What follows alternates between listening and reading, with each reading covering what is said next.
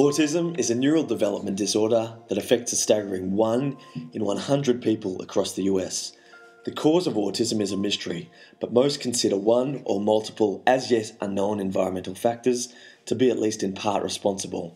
But is nature deficit the environmental factor that causes autism?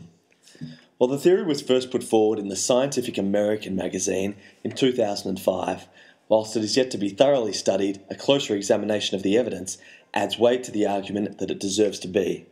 Many studies link autism prevalence to the amount of time spent outdoors. This is relevant because the less time spent outdoors, the less exposure to nature. One study found a link between higher autism prevalence and higher latitudes in the US, and another between higher autism prevalence and higher precipitation. These weather factors likely mean people will spend more time indoors. Spikes in autism prevalence were reported when major developments in technology became commonplace, such as cable television. Such technology devices have been associated with less time spent outdoors. Studies of African immigrants to Sweden found far higher autism prevalence amongst their communities compared to the wider population. This is relevant because due to a range of factors such as housing location, they generally spend less time in nature areas. Another study found there was a higher autism prevalence in urban compared to rural areas. It may be telling that the increased rate of autism over the past 60 years parallels the mass migration into apartment-style accommodation, where people receive less nature exposure. Supporting this argument is that one of the highest density cities in the world, Yokohama, Japan, has one of the highest recorded rates of autism of 1 in 62 people. Plus, the increase in autism prevalence over the past 60 years parallels the increase in infants attending childcare facilities that have limited or no outdoor space, flora or fauna.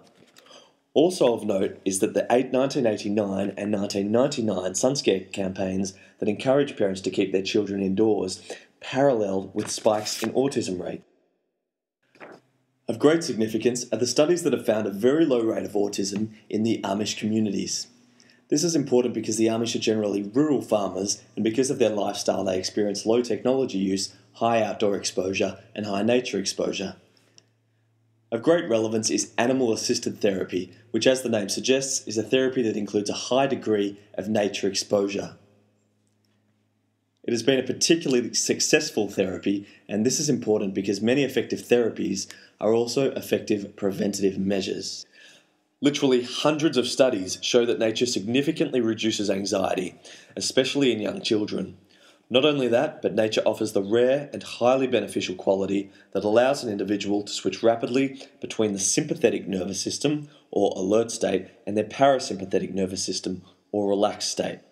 This is of great importance because a great deal of evidence suggests that anxiety is at least in part a cause of autism.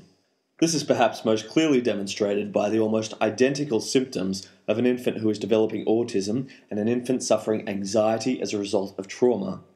These include avoidance of eye contact, regression of skills, increase in mental activity, loss of playful behaviour, digestive problems, difficulty sleeping, and the list goes on. Additionally, research of children shows that autism affects the same regions of the brain that severe, prolonged anxiety does. For the detailed reports on the theory, for more information, and to contact us, please visit www.naturedeficitandautism.com. Thank you for taking the time to view this presentation.